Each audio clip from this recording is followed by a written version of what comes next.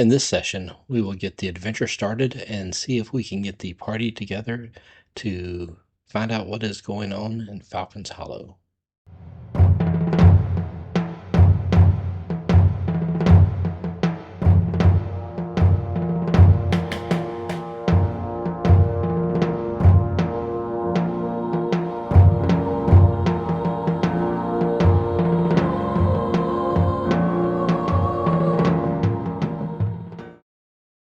Hello everyone, and welcome back to That's How I Roll. This is session 1 of our adventure where we dig into what's going on in Falcon's Hollow using the Tiny Dungeon rules and an adventure published by Paizo. Thanks for sticking with me in the delay to get this second video posted. Life's been a little busy the past 3 weeks. Nothing bad, just a lot of stuff to do family-wise, and took up a lot of my time. The other reason for the delay is that I've spent quite a bit of time trying to decide on the type of format I wanted to do for my videos. And it was a bit of an iterative process, so I would go down a path, decide I didn't like it, and switch directions a little bit and try again until I finally ended up with what you're going to listen and see today. So I hope that you do enjoy it. If you do, or even if you don't, please let me know in the comments so I know what direction to take this for future videos. So there's 2 things I wanted to talk about today before we get into the adventure, and I'll try to keep them short.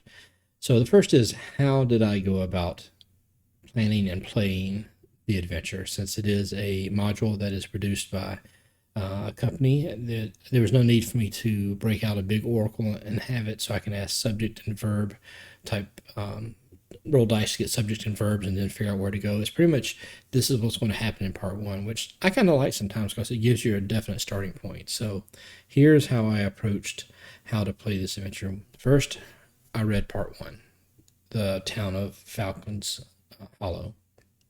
And then I decided, where do I want to start? So I came up with 2 or 3 ideas, and the one I like most, you'll see, is Valeros and his pet Gruff, a dog, start on a hilltop in the morning. They're looking down at the city after being out in the forest for a couple weeks. They're just getting back to Falcon's Hollow, and things just don't look right. So from there, I play the adventure. I make notes the whole time, just so I can go back and reference them until I get to a decision point, which is this one. So the decision here was, I met Bodwin, and I'm going to ask him some questions. So then I roll to see if Bodwin will give me extra information. Roll a success, he will. Roll a failure, he will not, for whatever reason. So I would make the narrative match the roll, of course. But in this case, I did roll and got a success. So Bodwin gave us some more information about what's going on in Falcon's Hollow. Then I continued in to the city, and my next question to myself was, how will I get to Laurel's shop? I didn't want Boblin to say, hey, go there directly. I wanted something to happen in between. So I sat and thought for a bit on how best to get him pointed in the right direction. So this was my next step, and I had 3 different choices I came up with after a while. Rolled a dice, it came up with the 3rd choice, and that's the one I went with. So my method of getting him to Laurel would be introducing a NPC called Johan, a little teenage boy that is out doing stuff in the city. So he gets us pointed toward Miss Laurel's shop, where we get there and we get to meet the rest of our party. So in addition to Valeros, we'll have Kira, which I've made her a dwarf, and we have excuse me, we have Sione. She is the mage, and she is a fae or an elf. And finally we have, sorry, I confused myself. Sione is still a human, and we Mary. She is a fae, also the rogue. So, and even though I didn't say it in the video, Mary and Valeros have a friendship. They've known each other for a while, so those 2 know each other. Sione and Kira are relatively new to the area, but they have been drawn into everything that's going on, so they are going to be part of the party. So that's how I got them together, and that's really all I wanted to go over as far as how to play a canned adventure. So the second thing I want to talk about are the dice in Tiny Dungeons, Tiny D6. So most of the time we'll be rolling 2d6. Sometimes we'll roll 1 if we have a disadvantage, and sometimes we will roll all 3 if we have an advantage. But what does that mean? What's the percentage? What's your chances of getting a success? So with a single die, if you have to roll a 4 or better, that's a 50% chance of getting success on a single die. So because you can get 1, 2, 3 for a fail, 4, 5, 6 for a success. If you have to get 5 or better on a single die, your success drops down to 33%. And if you need a 6 on a single die, it's just under 17%. When you add in a second die and you want to get 4 or better, you are looking at a 75% success rate. So that's really great. Looking for a 5 on at least one of the faces, you're still at 55%. So you pretty much have just above an even percent chance of a success rolling the most common dice you'll roll, which is 2d6 in this rule set. And if you're looking for 6, at least 1 6, your success rate is only 30%, or just above 30%. So it drops a little there, still not terrible. When you add in 3 die though, looking for 4s or better on at least 1 die if you're rolling all 3, your success rate is just above 87%, which is pretty good. If you can have 4+ with advantage, you're pretty much guaranteed to get what you need. If you're looking for at least 1 5 on a set of 3 dice, that one's 70% or just above 70%. So that's still really good chance of success. And if you're needing a single 6 on a die, when you're rolling 3, you're looking at 42%. So even then, it's not terrible. I know that it's not a huge range like a D20 where you have a better chance of rolling in between those numbers, but I kind of like it being constrained like it is, so that when I go to roll a die, I can know that I'm going to have a 55% chance of rolling a success because I'm only throwing 2 die. So it does help me plan out a little bit what I'm trying to do. But that's the only stuff I wanted to talk about with metagaming for this session. So let's go ahead and get into the game, and hope you enjoy what you're going to listen to.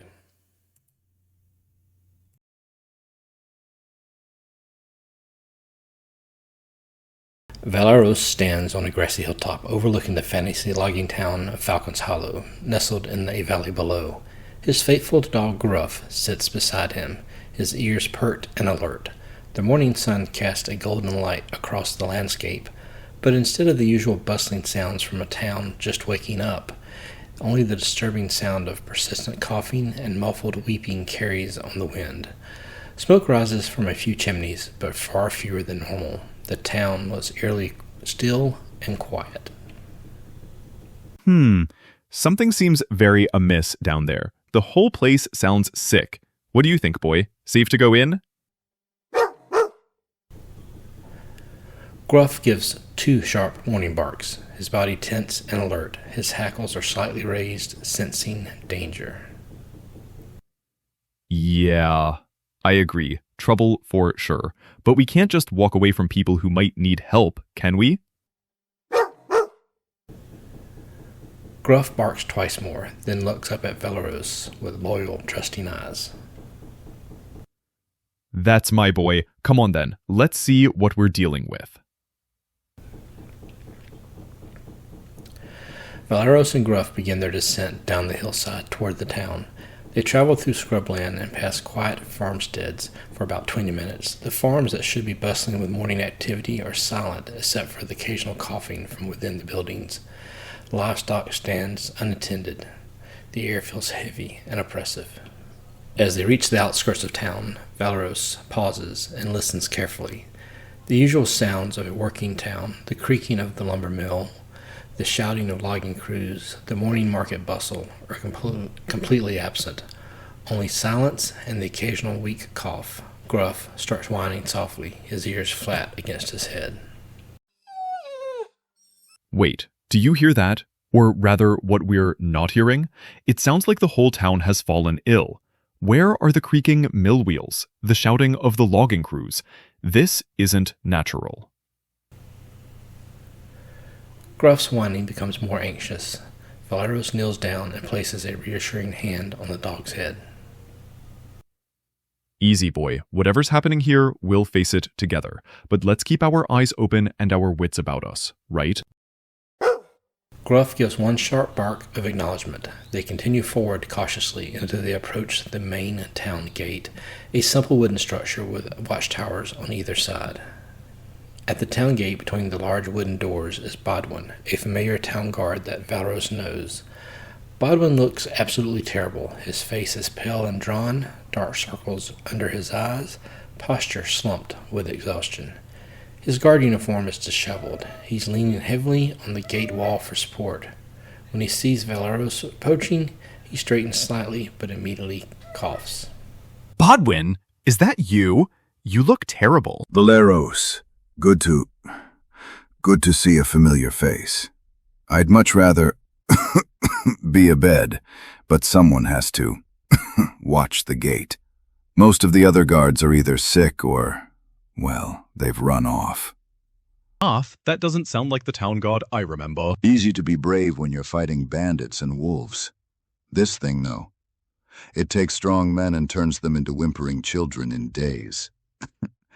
Can't say I blame them for fleeing. What happened here? I was only gone a few weeks. Plague hit us hard, friend. Started with old Jack the Miller about a week back. Thought it was just his usual winter cough getting worse, you know. But then his wife took ill, then the neighbors.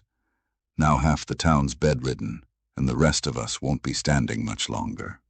Valeros studies Bodwin carefully, noting the fever in his eyes, the labored breathing, the slight tremor in his hands. Bodwin is definitely sick, obviously running a fever, and the way he's breathing shows respiratory distress. But he's still functional. This isn't immediately life-threatening for him yet, but he's clearly struggling and getting worse. How bad does it get? Starts with fever and chills. Then comes this cough, dry at first, then wet with blood. People waste away in days, not weeks. I've never seen anything like it. Some folks are whispering about cursed blackberries from the old witch's grove, but that's just scared talk. Cursed blackberries? Old wives' tales mostly. Story goes that Ulvar Kabanja's ghost cursed the berry patches near his ruined manor. Course, people will blame anything when they're desperate for answers. Bodwin's expression becomes deeply sad, his eyes glistening with unshed tears. And the children? Little Mira Whitlock passed yesterday. Sweet girl. Couldn't have been more than 7 summers. What about supplies? Food? Medicine? That's half the problem. Caravans won't come near us, and our own wagons? Well, not many drivers left who aren't coughing up blood. We're running low on everything. Bodwin straightens up despite his illness, trying to maintain some dignity as a town guard. He gestures towards the town entrance. Listen, I can't stop you from entering, but cover your mouth and nose. Stay away from the sick if you can. Maybe you and that clever beast of yours can help somehow. Gods know we need all the help we can get. Thanks for the warning, Bodwin. Hope you get some relief soon. Valeros pulls a cloth from his bag and ties it over his mouth and nose. Gruff watches intently as he does this. Do you want a cloth too, Gruff? Okay, I won't make you. Gruff growls in response, clearly not interested in wearing anything over his mouth and nose. As they enter the main market square of Falcon's Hollow, the cobblestone square would normally be bustling with merchants and townsfolk at this hour, but today it is eerily deserted. Wooden market stalls stand abandoned, their colorful canopies sagging or flapping listlessly in the breeze. A few scattered chickens peck at the dusty ground. The morning sun casts long, ominous shadows across the empty square. Several shops around the perimeter have their shutters tightly closed and doors visibly barred from the inside. A handcart has been abandoned in the middle of the square, its contents spilled. The stone buildings lining the square have a medieval fantasy architecture style. The oppressive sense of dread hangs in the air. Strange. Even the market square is empty. Where is everyone? Suddenly, a frightened, whispered voice calls down from a darkened upper window. Valeros looks up to see a wooden shutter crack open slightly on a second-story window of a stone building. An old lady's weathered, frightened face is barely visible in the shadows behind the cracked open shutters. Her eyes shows fear and deep suspicion. Go away, stranger. Don't bring more sickness to our door. I'm not sick, friend. Just passing through. That's what they all say. Leave us be. The shutter slams shut with a loud bang that echoes through the empty square. Valeros and Gruff continue walking through the deserted streets. As they move past another building, a young boy emerges from an alley, carrying a hammer and a stack of notices. He approaches a wooden post and begins hammering a notice to it. Boy, you there. What are you posting? The boy, Johann, jumps at the sudden shout, hitting his thumb with a hammer. He yelps in pain and surprise. Ow! God's blessed. Can't you see I'm hanging notices? Nearly made me hammer my thumb clean off. Sorry about that. Who's paying you to put those up? Miss Laurel gave me a whole silver to hang all 10 of these. Best work I've had since everyone got sick and stopped needing things done. What kind of work were you doing before? Oh, all sorts. Running messages, hauling water, feeding horses. But now most folks are too sick to pay, and the rest are too scared to leave their houses. Miss Laurel's still healthy, then? Oh, yes. She's been working day and night with some traveling ladies. Everyone says they might have found something important about the sickness. What kind of something? Don't rightly know, but I heard them talking about old books and magic and such. Way above my understanding, but it sounds hopeful. At least someone's trying to help. What's that notice say anyway? Johann squints at the notice, reading slowly and carefully with his finger following the words. Seeking brave souls willing to risk danger for the good of Falcon's Hollow. Inquire at Laurel's Herb Shop. Generous compensation for those who aid our cause. At least someone with sense is still around. Come on, Gruff, let's go see Laurel.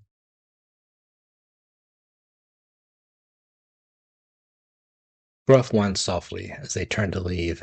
As Valeros and Gruff continue walking down the street, another lady peeks her head out of a doorway, looking both ways before speaking in a frightened whisper. You shouldn't be walking the streets, young man. Death walks with you out there. I'm just trying to help, Grandmother.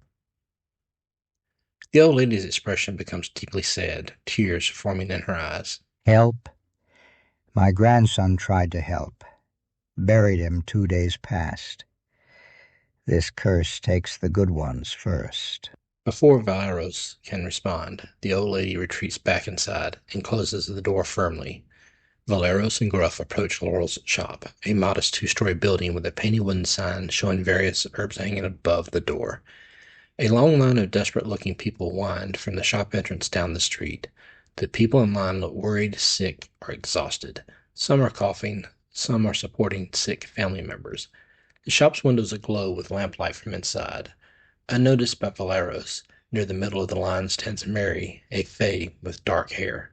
She's shifting impatiently from foot to foot, clearly frustrated from the wait. She spots them approaching, and immediately her eyes light up with an idea. She pushes through the line slightly so that she's hidden from their approach, until she reaches out and grabs Valeros. Honey, I thought you were still out in the woods. He looks momentarily confused but quickly catches on to the ruse. He plays along, though somewhat awkwardly. Oh, hey. Dear. Just got back this morning. A suspicious lady in the line, let's call her Karen, steps forward as Mary pulls Valeros beside her. Hold on now. Who's this jumping ahead? This is my husband. He's been out logging for Creed's company. Just got back to find all this mess. Mary puts on her most charming smile, stepping close to Valeros and linking her arm through his in an overly familiar way. She looks up at the suspicious person with wide, innocent eyes. Karen studies them skeptically at first, but then decides it's not worth the effort. Well, I suppose if he's been working. Good to see you're still breathing, Val. When did you really get back? Just now. Bodwin looks half dead. What's this plague everyone's talking about? Started small, but it's spreading fast. My Uncle Jasper caught it 3 days ago. Burning fever, can't stop coughing up blood. That's why I'm in this endless line.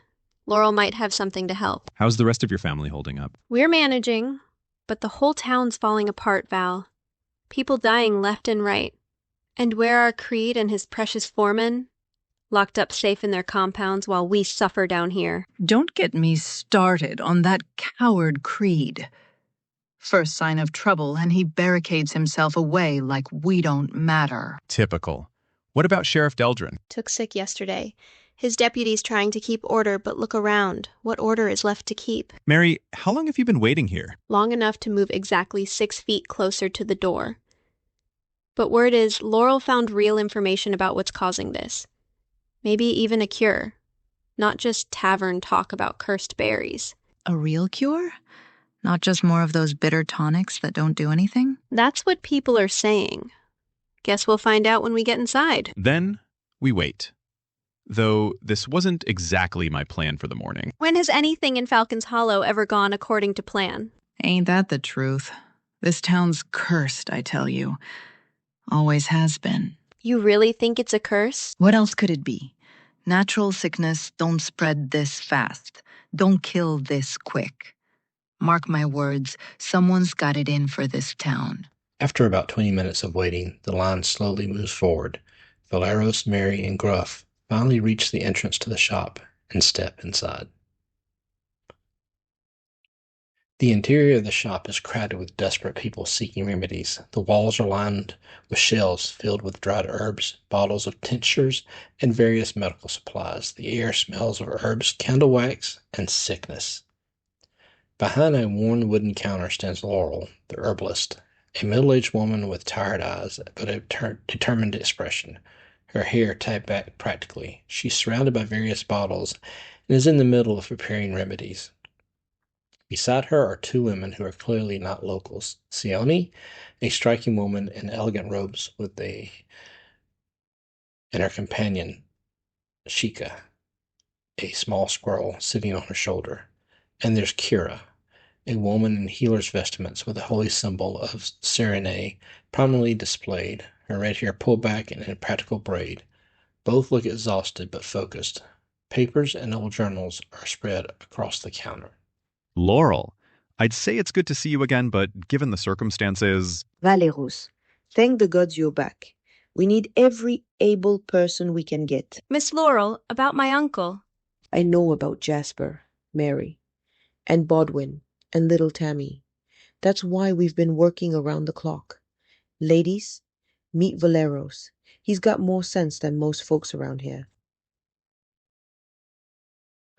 Sione steps forward with a formal grace, her pet squirrel moving with her. She has an air of scholarly authority about her. Sione, not the squirrel, of course. I'm Sione, and this is Shika. I was traveling north when the outbreak hit. Decided to stay and help figure out what we're dealing with. What brought you through Falcon's Hollow in the first place? Research, mostly. I've been tracking unusual magical phenomena throughout the region. When I arrived and sensed the corruption here, well, I couldn't just leave. After her introduction, Kira steps forward as well, with a warm but wary smile. Her accent is thick and genuine. I'm Kyra Lantieri, servant to Sarenrae, ken. Been trying to heal the worst cases, but the sickness keeps coming back, fiercer each time, so it does. This isn't natural, not by a long shot. How many people have you treated? Kira's expression becomes deeply weary, an exhaustion of endless healing showing in her eyes. Dozens, aye. My divine magic can ease their suffering and stop the fever for a wee while, but within hours... it's like the corruption's fighting back against Sarenrae's light, so it is. But you found some. Laurel reaches below the counter and pulls out an old leather-bound journal from below. Its pages yellow with age. She opens it carefully to show entries in faded handwriting. My grandmother's journal. She lived through the exact same thing 60 years ago. Wrote it all down. The magical traces are clear. This is black skewer taint poisoning. Someone's been growing it near town.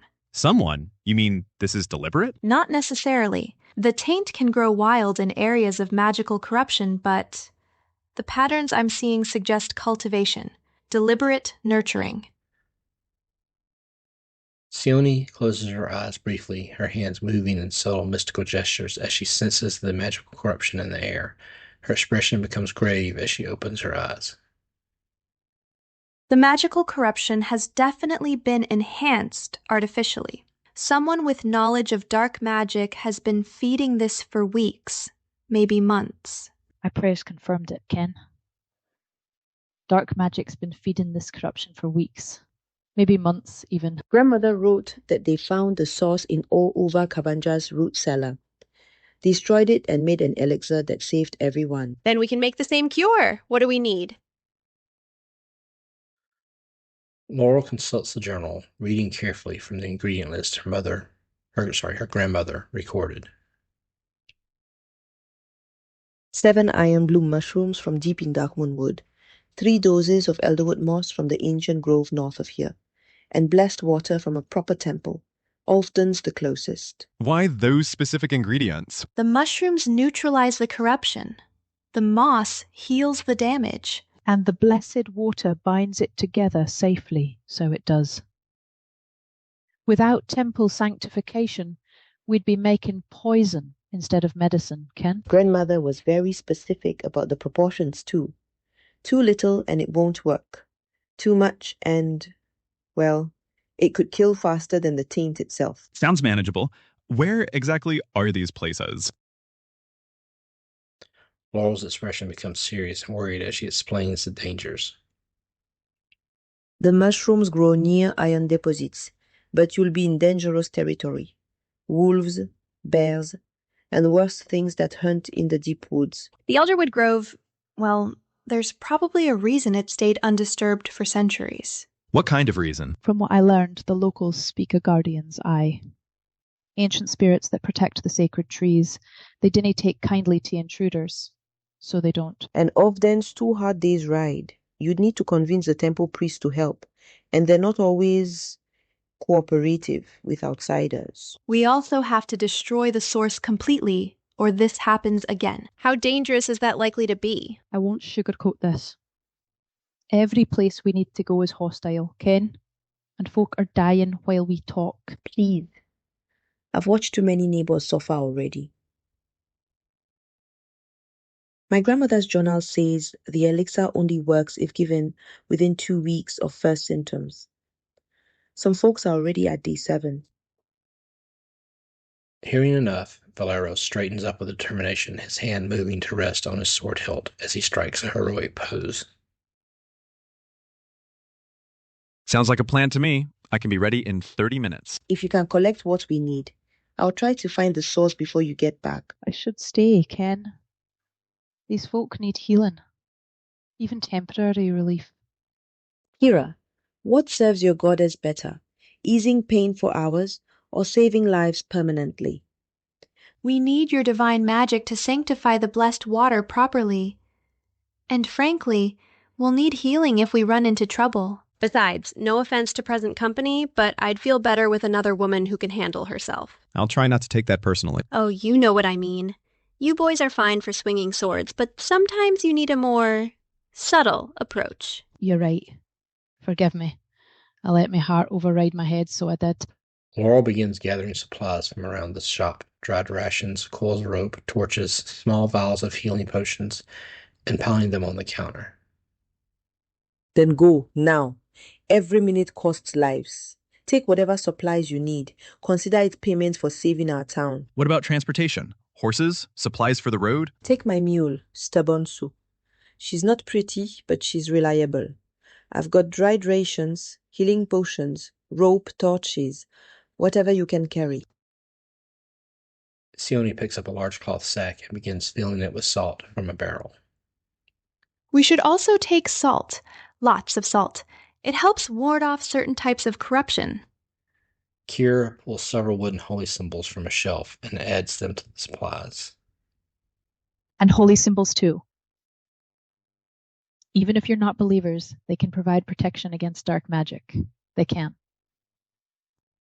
The four adventurers, Valeros, Mary, Sione, and Kira, and of course Gruff, gather around the counter, collecting supplies, preparing for the dangerous journey. Gruff barks excitedly, sensing adventure ahead as his tail begins to wag. The sick people in the shop watch them with desperate hope. Well then, looks like we have ourselves a party. Ready to go save Falcon's Hollow? As ready as we'll ever be. Then let's not waste another moment. The longer we delay, the stronger the taint becomes. May Sarenrae light our path and guide us safely home. She will. The four adventurers emerge from Laurel's shop, loaded with supplies, and leading stubborn Sue, the mule. They pause in the town square, the weight of Falcon's Hollow's desperate situation settling upon them. Around them, the sounds of suffering continue, coughing from closed windows, quiet weeping from behind bars, the occasional call for help. But now those sounds carry with them not just despair, but the faintest glimmer of hope. The townsfolk who see them pass pause and watch with desperate, hopeful expressions. The morning sun has risen higher now, casting determined light across the scene. Okay, thanks for listening. I hope you enjoyed it. Like I said, like, subscribe, all the normal stuff. Please give me feedback if you actually enjoyed it, if you found it tedious or not as entertaining. I'd like to make sure I produce something that everyone can enjoy, though I doubt that would be the case. But it's worth trying.